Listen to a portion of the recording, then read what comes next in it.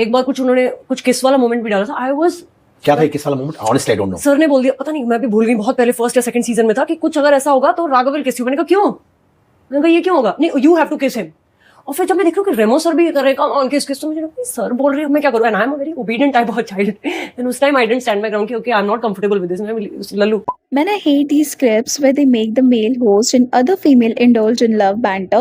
To add, they use the cute Bolly shit music. Her dad was right. Some people still link her up with Raghav. TRP के लिए कुछ भी करते हैं makers. Remo supported this. I remember how everyone shipped them at that time. Exactly, he was so creepy. I don't know why people were calling him cute and shipping them so crazily. Hello everyone, welcome back to the Gossiper. So today we will be discussing about Shakti Mohan and her recent statement where she said कि उनको dance plus show के time पर राघव जुएल को किस करने के लिए kind of force किया गया था by creative team of the show. अभी जो ये कॉन्वर्सेशन है ना, अराउंड 2 मंथ्स पहले की है, जो कि सिद्धार्थ करण के यूट्यूब चैनल पर अपलोडेड है। अगर तुम इस वीडियो का टाइटल देखोगे ना, तो वो भी ये किस वाले कॉन्वर्सेशन के अराउंड है। सिद्धार्थ करण ने एज अ टाइटल लिखा है, did makers wanted a romantic angle between Raghav Juyal and Shakti Mohan. Even thumbnail में भी शक्ति और राघव की पिक्चर का यूज किया गया है, एंड वीडियो में भी उन दोनों के इक्वेशन को लेके काफी ज्यादा डिस्कशन हुआ है। डांस प्लस के सीजन 4 के टाइम पे देयर वाज दिस सेगमेंट जहाँ पर राघव जुएल को अपने हेड पर एग ब्रेक करना था, एंड अगर वो ऐसा कर देते हैं तो वो जो भी कहेंगे शक्ति विल डू इट। उसके बाद व्हाट हैपेंस कि राघव अपने हेड पे एग को ब्रेक कर लेता है एंड ही आस्क्स शक्ति टू किस him on cheek. You can see in this video कि शक्ति अनकंफर्टेबल फील कर रही थी एंड बार बार डिनाई करने की भी कोशिश कर रही थी। Even she said कि she will do flying kiss, but Raghav replied कि अरे वाईफाई थोड़ी ना है, एंड उनको एंड में राघव को चीक पे किस करना ही पड़ा था। इसी सेगमेंट के बारे में शक्ति ने पॉडकास्ट में बात की है एंड शी सेड कि वो बहुत ज्यादा अनकंफर्टेबल फील कर रही थी। She didn't wanted to do that, और ये हमको उनके फेशियल एक्सप्रेशन से भी नजर आ रहा है कैसे वो बार बार डिनाई करने की कोशिश कर रही है। शी इवन टॉक्ड अबाउट कि कैसे सब लोग मना करने की जगह एनकरेज कर रहे थे शक्ति को टू किस Raghav, and she specially discuss कि रेमो डिसूजा भी सबको सपोर्ट कर रहे थे और उनके पास कोई और ऑप्शन नहीं था। She was like obedient child and वो अपने लिए स्टैंड नहीं ले पाई। अभी ये कोई फर्स्ट फ्लर्टिशियस सेगमेंट नहीं था जो शक्ति एंड राघव के बीच में डांस प्लस शो पर दिखाया गया था।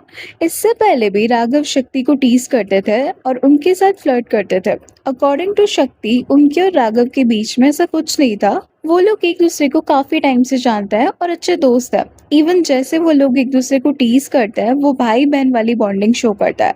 बट मेकर्स ने शो को एंटरटेनिंग बनाने के लिए ये रोमांटिक एंगल एड ऑन कर दिया एंड वो बहुत ज्यादा शॉक्ड हुई थी इस चेंज से। During an interview she said कि उनकी और राघव की बॉन्डिंग शो के टाइम पर काफी ज्यादा अच्छी थी। शो में there were so many males present there and वो कभी कभी अनकंफर्टेबल फील करती थी, बट राघव हमेशा उनको सेफ और कंफर्टेबल फील कराते थे। शी इवन टॉक्ड अबाउट कि कैसे ये सब उनके फादर को पसंद नहीं आ रहा था, एंड उन्होंने शो के क्रिएटिव टीम से लड़ाई भी की थी कि उनकी बेटी से ये क्या करा रहे हैं आप, बिकॉज ही न्यू कि शक्ति और राघव को लिंक किया जाएगा एंड फैंस उनके बीच में रियल लाइफ में भी रोमांटिक एंगल क्रिएट करने की कोशिश करेंगे। See, one of the reasons कि एक्टर्स अपनी लाइफ को प्राइवेट रखते हैं is because of toxic shipping culture. अगर कोई पेयर फैंस को ऑन स्क्रीन पसंद आता है ना, तो दे वांट कि वो एक्टर्स रियल लाइफ में भी डेट करने लग जाएं। वो लोग अपने माइंड में ना ये बबल क्रिएट कर लेते हैं कि these two people are perfect for each other, चाहे रियलिटी बहुत ज्यादा डिफरेंट हो। अगर ऐसे में किसी एक्टर का रियल लाइफ में डिफरेंट पार्टनर हो तो उससे फैंस बहुत ज्यादा हेट और ट्रोल भी करते हैं। अकॉर्डिंग टू देम वो इंसान उनके परफेक्ट कपल के बीच में आ रहा है and they don't like him और हर। What they don't understand is कि real life and real life में बहुत ज्यादा डिफरेंस होता है, और वो जिन लोगों को पिक्चर परफेक्ट समझ रहे हैं वो बस एक इल्यूजन है। एंड उनके इस टॉक्सिक बिहेवियर की वजह से एक्टर्स के बीच में एक दूसरे को लेके जो फ्रेंडशिप और रिस्पेक्ट होती है ना, वो भी खत्म हो जाती है। And see, it's not just Shakti. Reality television treats single female judges like this only. उनको ऑलमोस्ट कभी भी नॉर्मल पर्सन की तरह ट्रीट नहीं किया जाता है। दे आर ईदर मॉमिफाइड और heavily sexualised to feed the male gaze. अगर तुम ध्यान से देखोगे ना, तो इंडस्ट्री में बहुत बड़ा डबल स्टैंडर्ड चल रहा है। Look at Geeta Kapoor, because she didn't fit the typical hot girl image और mainstream standards of mainstream media, उनको पूरी इंडस्ट्री ने एक एटर्नल माँ का टैग दे दिया। ग्रोन अप मैन उन्हें स्टेज पर गीता माँ बोलता है, सेफ जोन में डाल देता है because she was apparently not hot enough for their romantic angles. On the other side because Shakti stunning उन्हें कॉन्स्टेंटली ऑब्जेक्टिफाई किया गया और as a romantic bait use किया गया for the host. I remember उस टाइम पर कैसे सब लोग उन्हें शिप भी कर रहे थे, blindly calling it cute well she was visibly struggling and uncomfortable. आज भी लोग उन्हें राघव के साथ लिंकअप करता है विच प्रूव्स कि उनके डैड बिल्कुल सही थे जब उन्होंने क्रिएटिव टीम से फाइट की थी और उन्हें इस टॉक्सिक शिपिंग कल्चर का डर था। टू बी ऑनेस्ट एक्टर्स के बीच में रोमांटिक एंगल क्रिएट करना टू गेन पब्लिक अटेंशन कोई पुरानी टैक्टिक तो नहीं है। बहुत सारे टेलीविजन शोज एंड मूवीज में इसे यूज किया जाता है। न जाने कितनी सारी मूवीज को रिलीज होने से पहले ये रूमर्स आने लग जाती है कि लीड एक्टर्स रियल लाइफ में भी डेट करे, जिसकी वजह से एक्टर्स के साथ साथ मूवी को भी पब्लिक की अटेंशन मिल जाती है। सेम वे में रियलिटी टीवी शोज भी इसी टैक्टिक को यूज करते हैं, जहां पर वो जजेस एंड होस्ट के बीच में रोमांटिक एंगल पोर्ट्रे करता है शो को और ज्यादा एंगेजिंग एंड एंटरटेनिंग बनाने के लिए। राघव और शक्ति के अलावा नेहा कक्कड़ और आदित्य नारायण के बीच में भी इसी टाइप से इंडियन आइडल के टाइम पर रोमांटिक एंगल क्रिएट किया गया था। आदित्य उस टाइम पर इंडियन आइडल को होस्ट कर रहे थे and Neha was one of the जजेस एंड इन दोनों की केमिस्ट्री की वजह से शो को बहुत ज्यादा अटेंशन भी मिली थी, जबकि इन दोनों ने कई बार कंफर्म किया है कि इनके बीच में से कुछ रोमांटिक सीन नहीं था। It was all scripted. Even contestants की इमोशनल स्टोरी को भी एज अ वे यूज किया जाता है टू गेन अटेंशन कि वो कैसे अंडर प्रिविलेज बैकग्राउंड से आता है एंड उन्होंने यहाँ तक आने का सफर कैसे नेविगेट किया, शो मेकर्स ने कैसे उनकी हेल्प की, ये सब को यूज किया जाता है। ऑनेस्टली रियलिटी शोज में तुमने ऑब्जर्व किया होगा कि जिन कंटेस्टेंट्स की स्टोरी ज्यादा इमोशनल होती है ना, उनको ज्यादा स्क्रीन टाइम भी दिया जाता है and most of the times show में आगे भी वही लोग जाता है। See this is not something new, ये सब बहुत टाइम से हो रहा है एंड इन अ वे हम ऑडियंस भी इस बिहेवियर को इनकरेज कर रही है। शो मेकर्स वही चीज दिखाते हैं जिसकी हम एज अ ऑडियंस डिमांड करते हैं। ये हमारी भी रिस्पॉन्सिबिलिटी है कि हम लोग as a mature audience act करें एंड ऐसी गलत चीजों को इनडायरेक्टली सपोर्ट ना करें।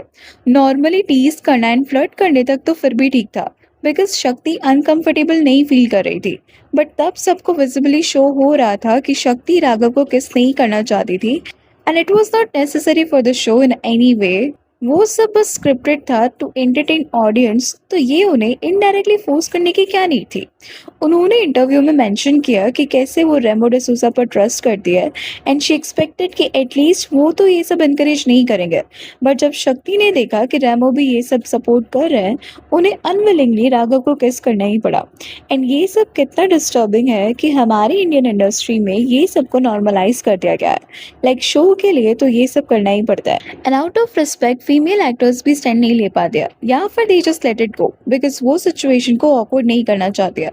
सी द प्रॉब्लम इज, जैसे शक्ति ने कहा कि उनके लिए ये सब बहुत ज्यादा सडन था एंड वो शॉक्ड हो गई थी एक बार के लिए। तो शो मेकर्स ने उन्हें पहले से इन्फॉर्म भी नहीं किया and it was very sudden for her. It was like उनका कंसर्न किसी के लिए इतना मैटर ही नहीं करता था।